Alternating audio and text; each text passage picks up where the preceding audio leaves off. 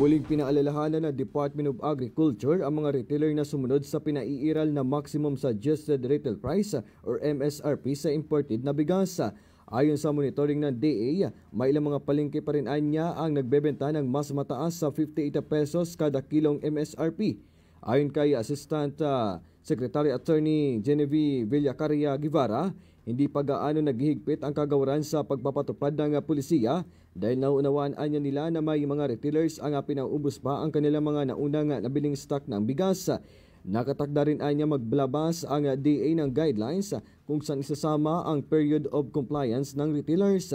Kaugnay nito, hinimok ni DA spokesperson Assistant Secretary Arnel de Mesa ang mga rice retailer na muling makipagnegosasyon sa kanilang supplier para makasunod sa Maximum Suggested Retail Price or MSRP.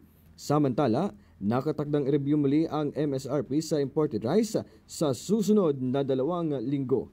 Para sa 96.7 Rinconada News FM, ito si Melchor Bungulto, nagbabalita ng tapat, naglilingkod ng sapat.